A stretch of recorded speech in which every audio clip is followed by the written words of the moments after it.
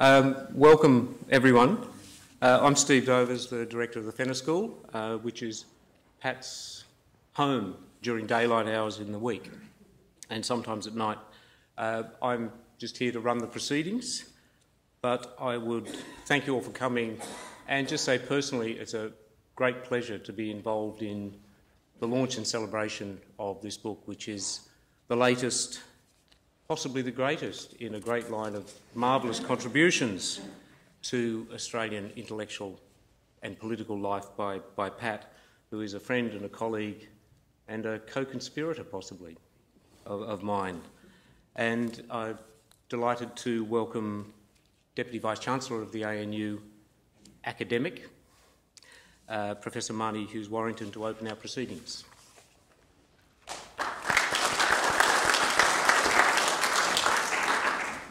Feel very much like the warm-up act here because there's two superstars are going to follow, so I'll be quick because you'll want to hear from them rather than me.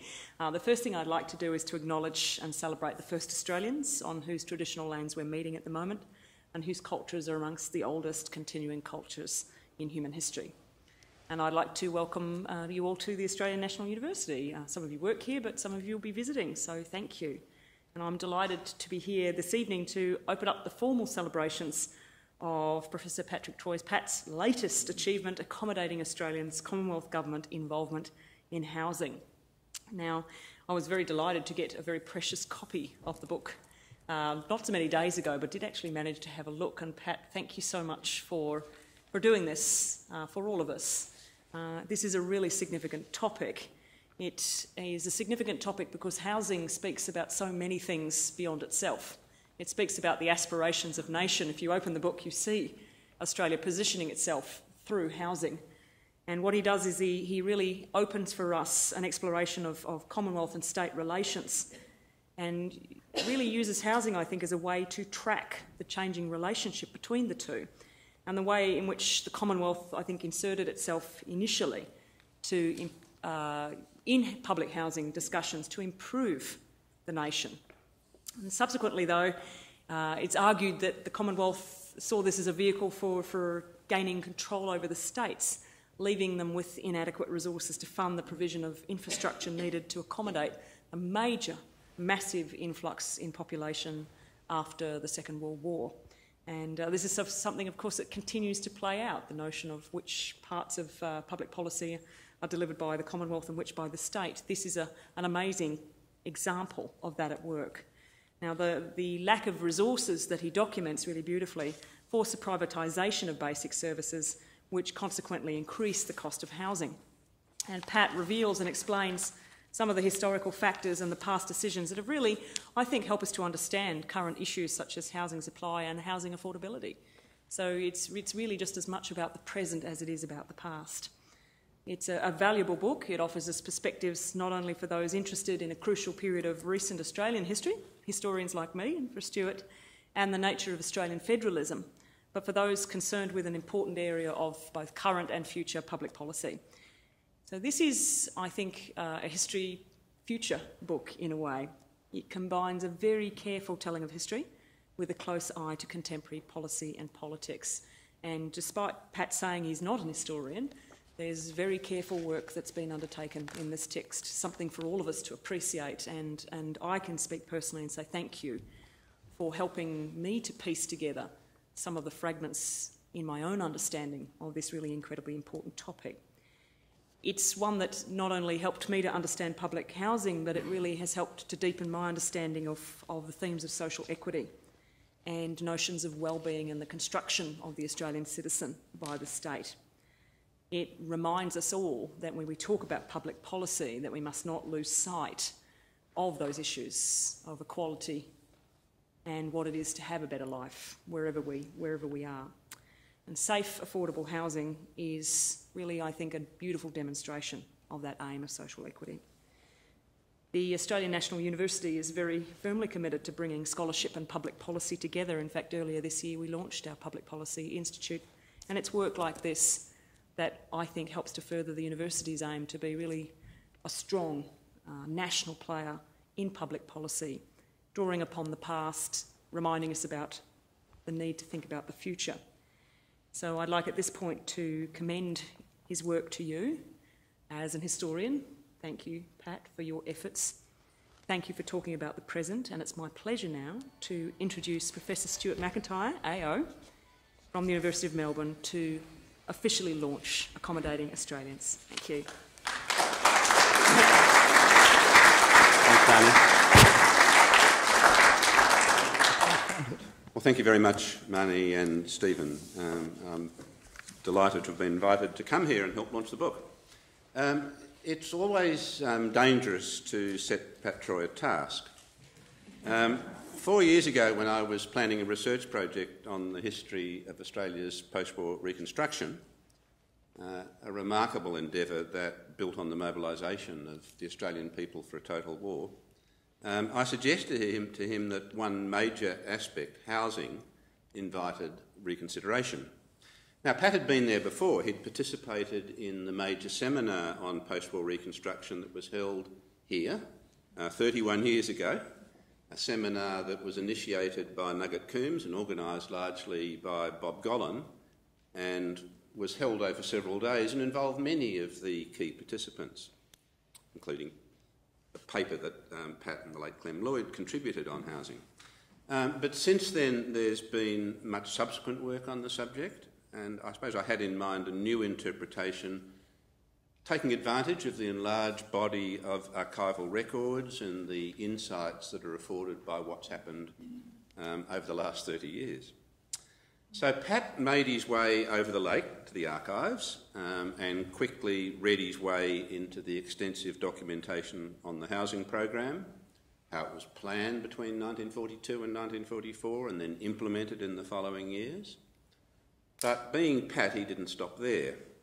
And rather than tell the immediate post-war story, he followed the Commonwealth's involvement in housing up to the present. And rather than the chapter that I had in mind, he wrote a book. Meanwhile, my own history of post-war reconstruction has only reached chapter 4 in the year 1943. And I suppose it's a bit much when you have your head down and find a friend has finished a much longer run. Pat's book builds on much of his earlier research into the history of housing and the history of housing policy, on which he's our leading authority, and it deals with events in which he's been a leading participant for more than 40 years. Although you can search through the index and the text seeking the name Patrick Nichol Troy without success. And it's a book that belies the photograph on the dust jacket. I can't press up the illustration to show it to you, but on the dust jacket there's a photograph of the illustration, a beaming author. He looks very happy, although the story he tells in the book is a story of lost opportunities, confusion, obstruction, obfuscation, and betrayal of principles that were the principles that had been enunciated for the post-war reconstruction housing program. At the heart of post-war reconstruction was a commitment of public responsibility for full employment, rising living standards, enhanced citizenship, planning and provision that would ensure all Australians enjoyed security of access to the necessities of life and participation in a prosperous society. The housing program was central partly because the contraction of the building industry as a result of the Depression and then the wartime suspension of house construction and repair had left a backlog of probably about 300,000 homes. More than that, there was an awareness of the inadequacy of many existing houses, the inability of families to avoid decent housing, the lack of facilities, the way that these conditions pinch the lives of those who are unable to afford decent habitation. So as Pat explains, a Commonwealth Housing Commission was created to take evidence and prepare recommendations, and from its findings the idea came that housing should be provided at an affordable cost to all, along with appropriate planning, location, design, appropriate quality, and in the case of those who are unable to purchase, which at that time made up going on for half of all occupiers, For them, accommodation at affordable rents. That laudable objective was compromised by several difficulties, as Pat explains. One of them was that the Commonwealth lacked the powers it needed to implement post-war reconstruction. During the war, it was able to exercise control over production, consumption, finance, investment, materials and labour, but all of those controls were reliant on the defence power in the Constitution, and it would expire after the war. Commonwealth sought to gain the necessary powers by an agreement with the states it made after a conference here at Old Parliament House at the end of 1942, but the states, having committed themselves to refer them to the Commonwealth, failed to do so. And by the time the Commonwealth pursued those powers by referendum in 1944, it was too late.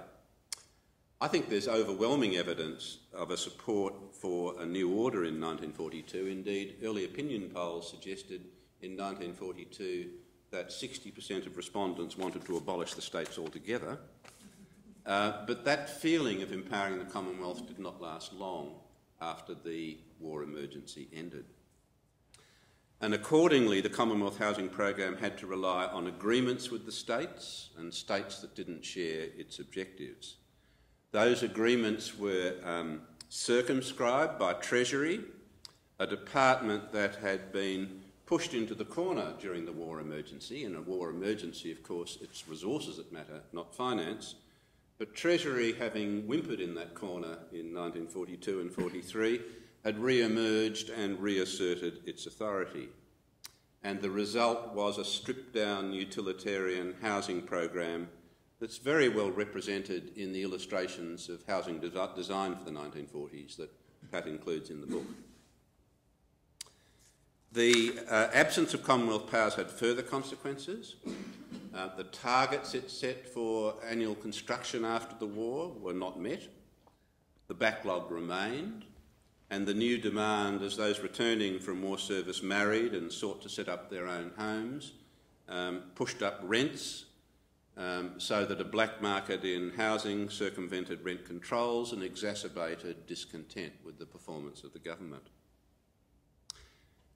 The failure of the government to build on the scale it had hoped to build in the housing program has a number of reasons, I think. Part of it was a shortage of materials, and that in turn was exacerbated by the shortage of energy, which meant that it was not possible to fire bricks and tiles. And that in turn was a result of the disinvestment of the coal industry and the consequent decline of production of coal after 1945, not to mention the industrial conflict that overcame the industry in the later 1940s. But those shortages were acute. Such items as screws and nails and taps and gutters were in short supply in the later years of the 1940s. There was an acute shortage of building labour, in part because those who had building skills were attracted to white-collar occupations. Preparing for the Commonwealth Housing Program, the government had released a number of people with building skills from the armed forces in 1944, but a surprising number of them preferred to become insurance salesmen rather than to return to building sites. And there was also the failure of the government's training scheme. Some of you here will be familiar with the CRTS, the Commonwealth Reconstruction Training Scheme, which had a university aspect to it, which was remarkably successful and is rightly praised, I think, as opening access to university education on a remarkable scale. But the number of people who undertook the CRTS university program were a fraction of those who preferred to do a technical or trade training, and that scheme was a mess for reasons with which I won't bore you. I mean, it was a mess because it lacked facilities, it lacked trainers, it lacked facilities, it even lacked tools to teach people how to build. Now, the Department of Post-War Reconstruction was aware of those problems. Indeed, it monitored every single element on them a weekly basis to identify the supply constraints, but it was unable to overcome them. Behind every bottleneck, there was another one that prevented its unblocking. And if I had time, I could even put it to song with There's a Hole in My Bucket.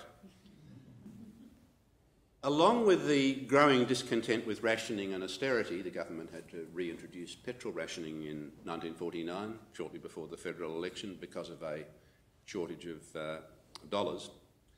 Along with that, the industrial conflict, the onset of the Cold War, I would see the failure of housing as a crucial factor in the defeat of the Chifley government in the election of December 1949. As more and more young couples saved, bought their own block of land, spent weekends with hammers and saws, they turned their backs on the government.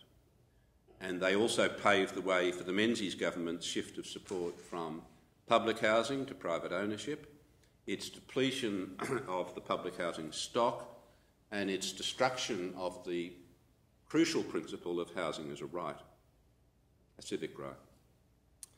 And Pat relates that story, the changes that were made to the Commonwealth state housing agreements over the following decades, which shrank public housing to a residual welfare role, the abandonment, the early abandonment of planning, the lack of public amenity. He deals very modestly with the revival of enlightened public policy by his Department of Urban and Regional Development in the 1970s under Gough Whitlam and its dismantling by Fraser. He even has some kind words to say about some coalition ministers of housing who sought to hold the line against the constant erosion by their colleagues. Though his goodwill is exhausted when he relates how the initial pledge by Bob Hawke to increase public housing was abandoned by his and Keating's government for the euphemism of urban consolidation, and then the ways in which planning and construction have completely corrupted state politics, including both the Labor and non-Labor parties. Reading this grim narrative, you might well ask why the smiling author. I think I'd probably explain it this way. Ever since 1975, Pat has remained true to his principles. He's defended DIRD. He's criticised the abnegation of government responsibility. He's defended principle over expediency. And he has provided detailed explanations of the flaws in public policy and offered his insights to successive Labor ministers and shadow ministers over that whole period. He's never abandoned his conviction that Australians have a right to decent housing, and he has the satisfaction not only of being right, but the additional satisfaction of now putting it on record. So, pausing to see whether the author is smiling, I congratulate him on his achievement. Pat, it's a terrific book, and I have great pleasure in declaring it officially launched.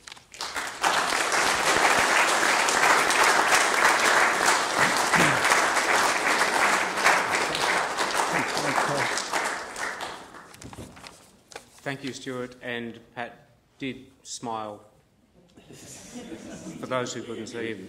And now, the star of the show, Patrick.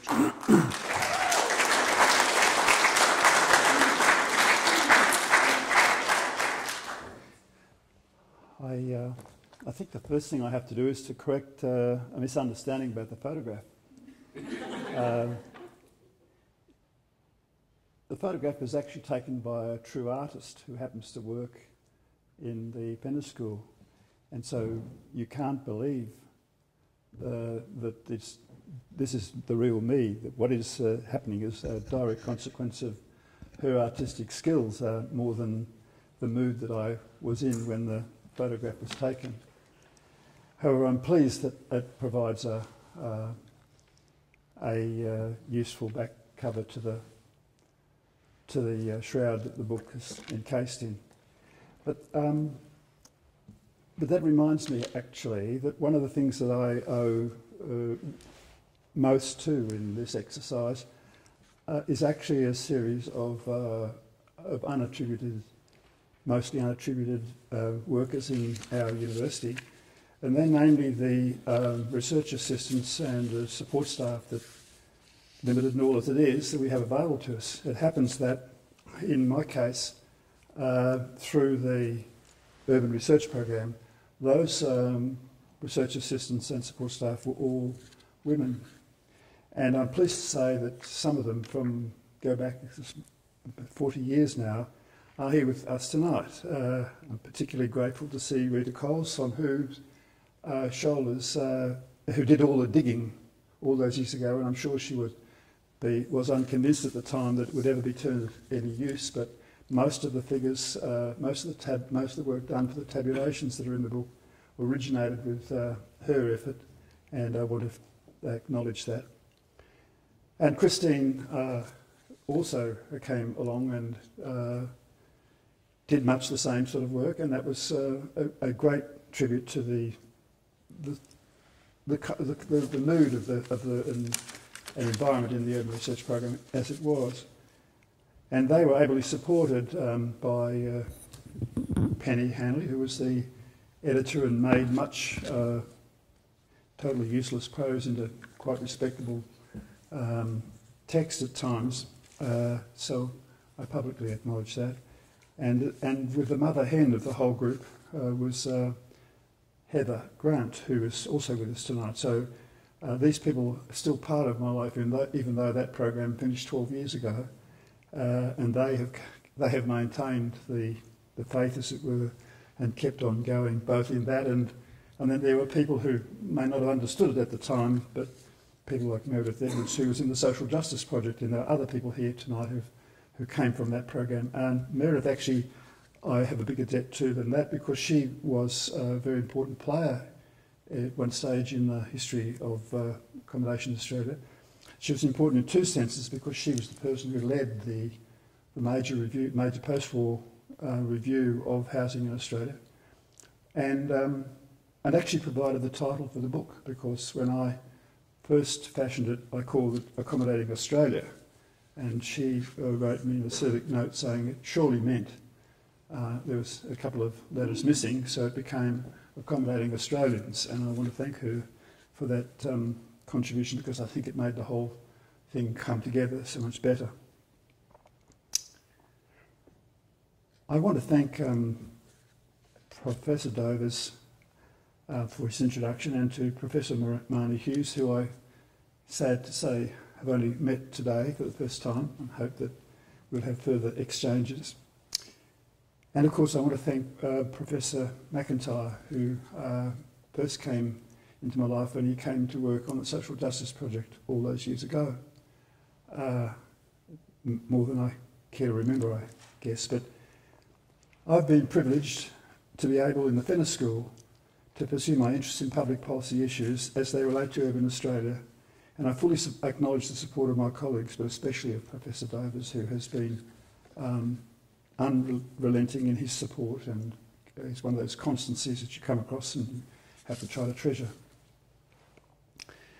Pursuing public policy issues in the ANU hasn't always been easy for me, and I've had varying degrees of support within the ANU, ranging from fulsome attempts to close down my research interests and my colleagues in the Urban Research Program, the Fenner School, and before that the Centre for Economic Resource and Environmental Studies. However, they've been very generous to me and consistent in their support. I want to thank my colleagues, past and present, in those institutions for providing a congenial environment. There are, however, other people whose support I wish to acknowledge. The first is my partner, Sandy, to whom the book is dedicated, but who at times was sorely stressed in my pursuit of the history of one of the more complex, important issues explored by the Australian government in a very difficult, at times turbulent period of our history. I thank her for her forbearance. The second person I'm indebted to, but to whom I must admit I also cursed, is our former Vice-Chancellor. He gave me one of those Vice-Chancellorial invitations, often so full of menace, to participate in a discussion with the Minister of the Crown. The smugness and obvious ignorance of the Minister and her staff in that discussion so distressed me that I went home and in the next 32 hours wrote a long letter to her in the form of a briefing of the history of the Commonwealth Government's involvement in public housing in the post-war period. In addition to sending it to her, I inadvisedly sent a copy, while still in the full white heat of that moment, to three colleagues whose views I valued. two of them each sent me a letter inviting me to cut the comment into 2 articles for publication in each of 2 journals. I replied by saying that I was too old and cranky, and besides I was not working on that issue anymore. The third was a colleague who, as it turned out, was preparing a history post-war Reconstruction. His response was to brush aside my protests and to provide me with a longish bibliography of material saying that most of the references I would need to consult were in that list, and that I should simply get on with the job and stop and complete the work without further ado. That third person was Professor McIntyre, who has been excessively generous in his support for the project over more years than either of us care to remember, and for his comments tonight, but for which I'm grateful. I'm not sure that Professor Chubb structured those ministerial discussions with that outcome in mind, but I do acknowledge that without his cunning, even devious design of the occasion, I would not have embarked on the project. I leave it to you to decide whether he was pursuing a grand design and whether it was worthwhile. It certainly doesn't have the same artistry you might have expected of someone like Kevin, who is adept at grand designs. But I have to admit, I have a quite different motivation. My family was one of those whose low-income households who had no secure accommodation during the 1930s and 1940s. We were fortunate on being offered eviction when there was virtually no housing available. We were fortunately offered a simple, modest house, actually a timber-framed, asbestos-clad cottage in the suburb of Fremantle, built by the Western Australian Housing Commission, under that Commonwealth initiative, which I've tried to discuss in this book. It's hard to explain that we thought that simple, primitive house was heaven on a stick. For the first time, we lived in a house with an indoor toilet, with an indoor bathroom, with an indoor laundry. People today don't seem to understand that that was the reality for a huge proportion of the population of this country, and certainly what you might call was now euphemistically called the low-income people, but in those days were called the working class. And I was one of them. It was a basic 2-bedroom house with a small enclosed veranda in the back and an open veranda in the front, on which teenage males and uncles who were seasonal workers slept. It was palpably too small for a large extended family, but we thought it was a palace. Housing standards are higher now, but I am angered today when I hear some make ill-informed comments about public housing and they stigmatise those who live in it. So I set out in part to try to explain just how significant this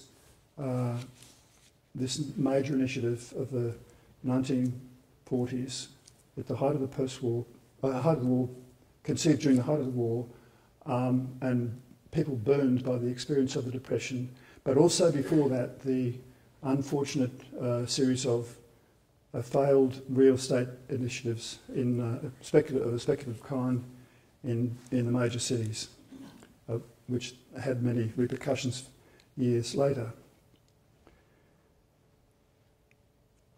The book does illustrate how that stigmatisation began politically in 1953, with the Commonwealth Minister responsible for housing saying that, and I quote, "Low-income households should not be given any advantageous loans to buying housing because," and I quote, "they had no culture of thrift or sense of obligation," end of quote. That was in a statement to a Commonwealth Cabinet meeting, and in a sense set the scene for what happened to the destruction of the notion of community obligation and to any decent sense of social decency. Because it basically said the poor should get their act together and save a bit more. They were poor. They couldn't even get work. There was no guaranteed supply of work, and yet they could still make that statement and then justify the beginnings of the destruction of the public housing program. The book goes on to explore the way in which the narrow economistic view of Treasury at the time created the preconditions for the problems that emerged in the large housing estates of the major cities. Nearly all of the problems that people talk about now when they talk about those estates are a direct consequence of the fact that the Treasury advised the Commonwealth that they could not use Commonwealth money to build community facilities, make sure that shops were provided, or indeed that churches should be built with any kind of public funds. So whatever was defined in a rather more generous and liberal way by Coombs and his colleagues as the essential requirements of a civilised life in an Australian city. So today, the very things that we see and hear people complain about what's actually happened in the suburbs of Hobart or the back suburbs of Brisbane or Sydney, and even to some extent in Melbourne, those kind of expressions are a direct consequence of that perverted, narrow view. I think perverted, but certainly a narrow view that the Commonwealth Treasury had about what should prevail. And they made it worse because they insisted that the states had to refund the funds to the Commonwealth as soon as a house was sold, so that by instituting a policy of forcing the housing commissions to sell the houses to anyone who wanted them, and then requiring the repatriation of the funds that were realised, they couldn't actually turn those funds back into replacing with yet another house. It basically had the effect of ultimately squeezing the lemon too dry in each of those states. That is, the book reveals the way those conditions set down by the Commonwealth in advancing loan funds for the public housing program not only contained within the seeds of the destruction of public housing, but also became the vehicle for incrementally increasing the Commonwealth's power over the states, because the states were so strapped for resources once we had uniform taxation and they had lost that major direct access to funds. The Commonwealth could then step in and basically control what the states did. They did it through the loan council as well as through their returns to the state. So those are the fundamental reasons why you see the sorts of things you do if you drive around our cities and keep your eyes open. The limiting power or control by the Commonwealth basically forced the states to pursue policies of privatisation and infrastructure provision. That's the underlying reason why housing in Australia is now one of the most expensive in the world. This is in a situation that went from historically being the provision of those services on a municipalised basis, that is, people paid for the asset as they used it.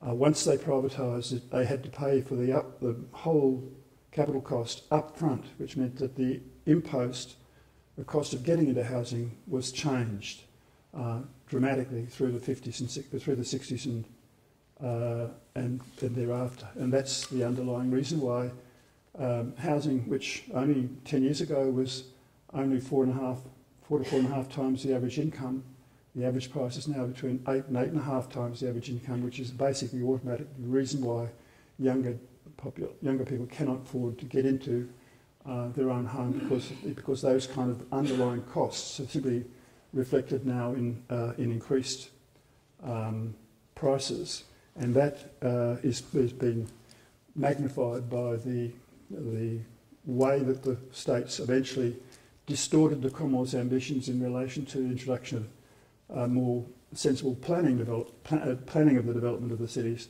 That created monopoly power situations, which was taken advantage of by the big land developers. And that's the underlying reason why you see this kind of price effects now.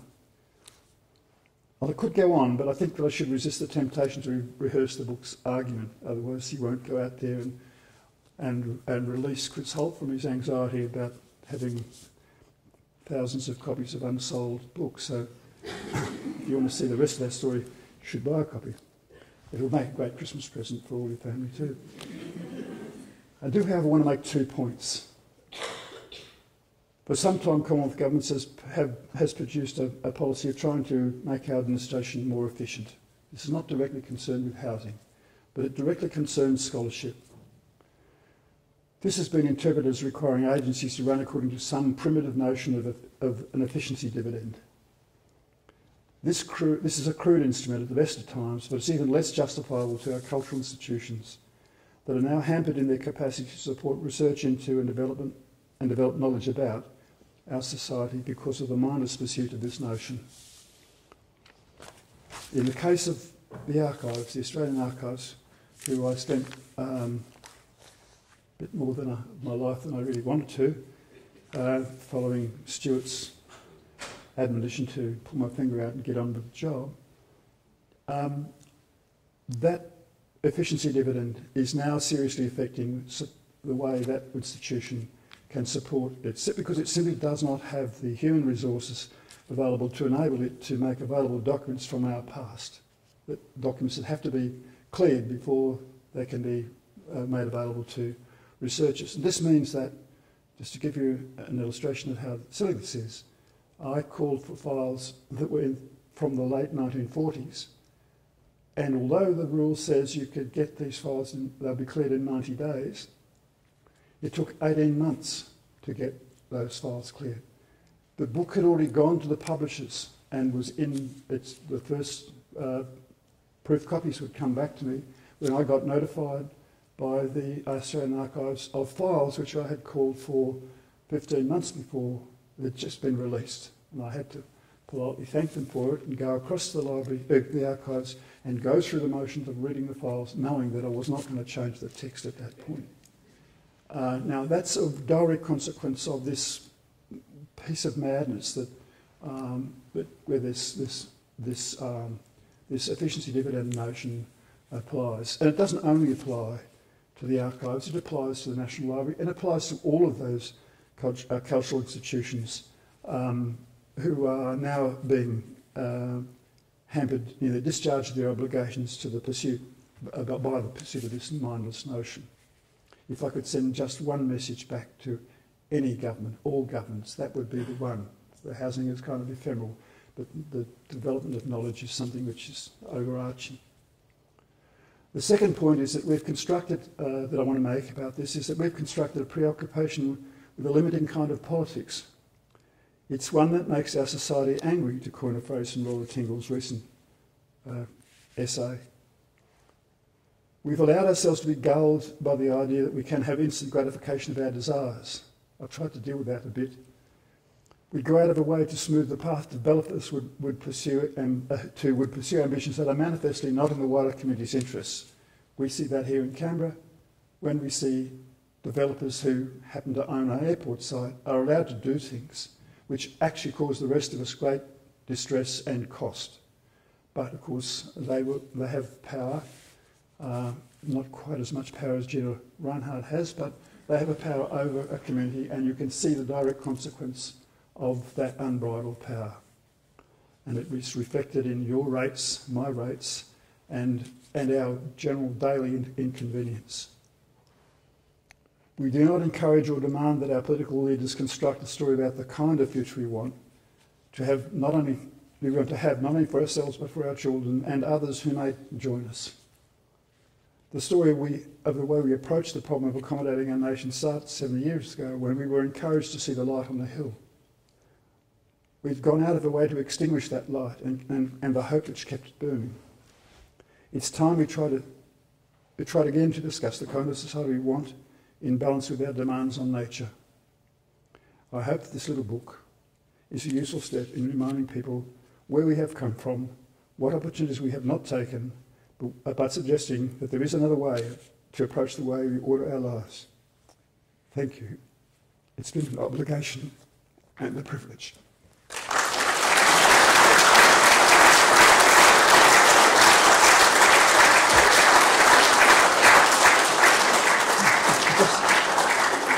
Just in case we run out of time, I did bring a whole lecture on the rise and fall of public housing, but I think I'll have to I'll save that for the after-dinner speech of the Valdies, which I hope you all turn up. Thank you very much, Patrick. I recall that dinner. The lamb was good. it got fairly dreary, but the outcome of it is excellent. And thank you to Stuart for prodding to turn that annoyance and initial anger into such a fine book. We do have time, if Pat would be so inclined, to answer brief questions, which Pat will answer at length. Okay. So we have a roving mic. If people would like to, no speeches from the audience, but any points people would like to raise with Pat, Pat may expand on them. Surely.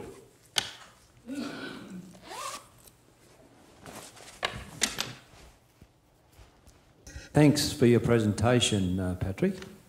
I had the experience in 2006 to be living in Victoria, where I was accommodated in government housing.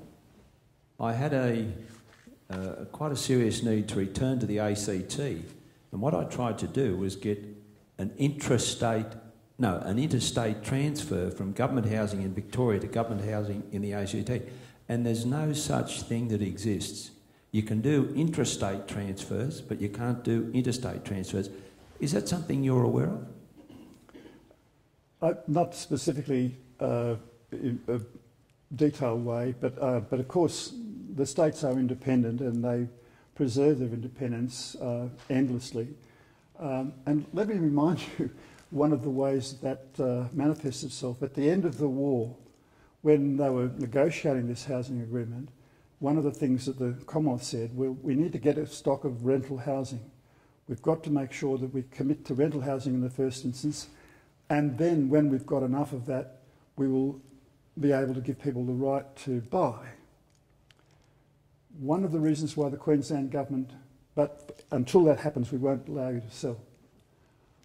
One of the reasons why the Queensland Government refused to sign was until the agreement was first signed in 1945 and the program came into effect in 1946. They stayed outside the agreement until 1954. And the reason they did that was because, allegedly, they didn't have the right to sell. They said, and the Premier of Queensland said at the time, they thumped the table when he was voicing his disagreement about this restraint.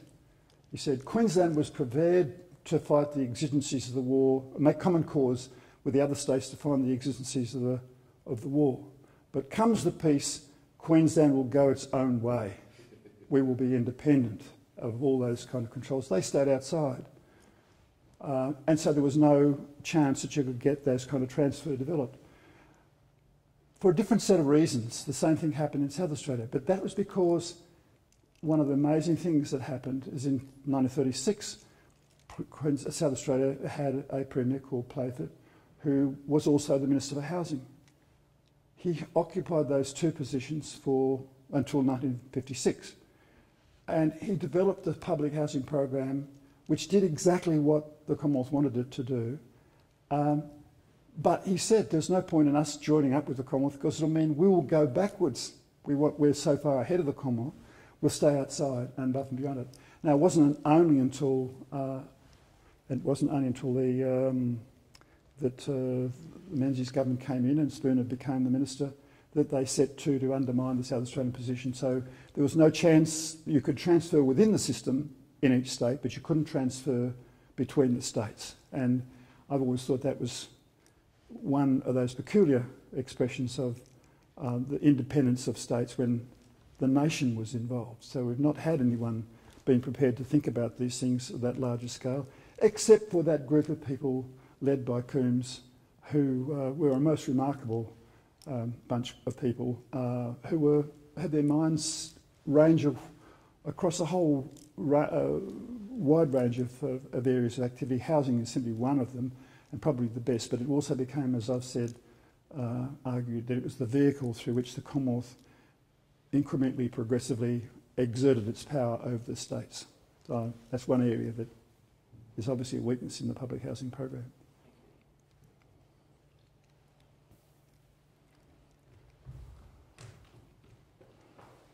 She's on a weight loss program.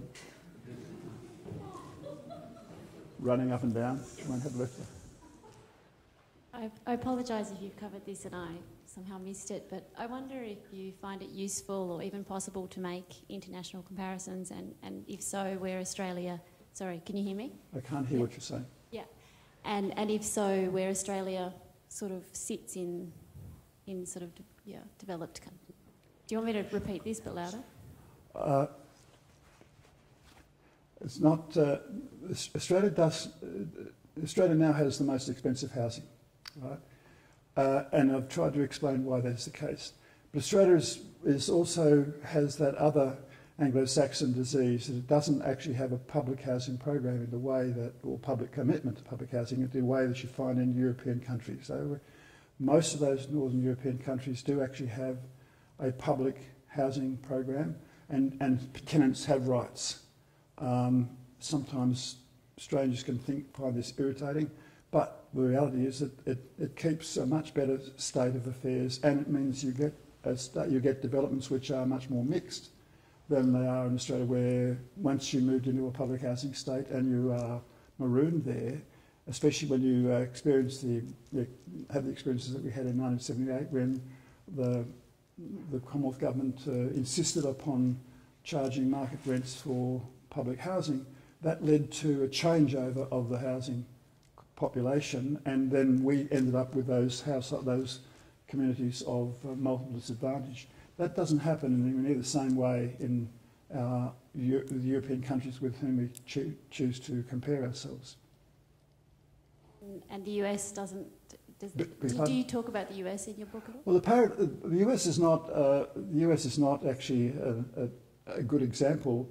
It's actually a very complex place for a start. There is more public housing proportionately in USA than there is in Australia. We're down to 3%, 3.5%.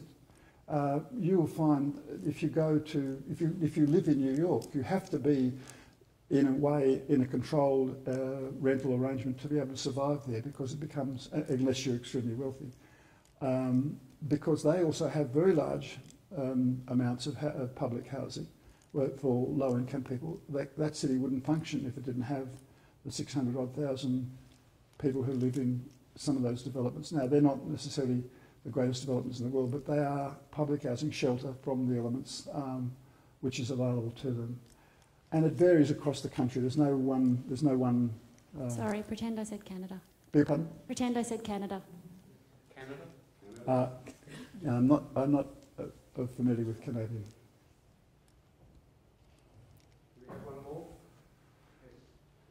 Just a question about the Australian housing bubble as it's been described. How do you see it playing out? Is it likely to be a slow, long deflation as it was with Japan, or is it likely to be a shorter, sharper contraction as we saw in the US, although for different reasons? I have felt for a long time, once I became aware of the way the underlying cost pressures were forcing the costs of housing up, and the way that the planning system produces localised monopolies, which does the same thing, or adds to it, that we were way over. And it was actually fed by the way the Commonwealth changed the banking rules. So we see, as one of the graphs in the book shows you, two of the graphs in the book show you that transformation and when it occurred. I see the present situation is that the only way we can manage it is to hopefully go for a slow deflation in property prices. They are overpriced at the moment, and that's leading to all sorts of social problems especially for younger families from a low income background. They just aren't going to get over on the home purchase track because of the cost of entry to that is just too high. So without a managed deflation, that will be the situation. Now that's actually causing some of the other problems which are emerging that come as a consequence of the preoccupation with densification as a solution to the problems we face, because it means that now people go into an apartment, and a lot of those apartment developments are 1 and 2 bedrooms, and that's it. They go in there and before they have children. Once children start arriving on the scene, that's not inappropriate. There's not the facilities. There's not enough space. They're really tight, mean places. So now we actually have large tracts of our cities, especially in Sydney, where they are subject to not only to this poor quality in space terms, but they're not supported because one of the things that happened is in the earlier stage of depopulation, as the family size fell, the demand for schools fell off. So they sold off the school sites for high-density housing. Now, we now get the situation where those school sites now occupied with multi-storey developments are generating children who are forced into these unchild-friendly environments and unfriendly child environments. So we've got, you can see the origin of that whole problem emerging, and that's now being made worse because they get trapped into the households get trapped into the cost pressures, and the developers don't think about that. That's not part of their bottom line preoccupation. So we've now got those kind of problems. I should have said, and I do deal with this in the book, that one of the origins of the preoccupation with trying to force people into high-density housing in Australia, which people forget, is that the same Senator Spooner who spoke about the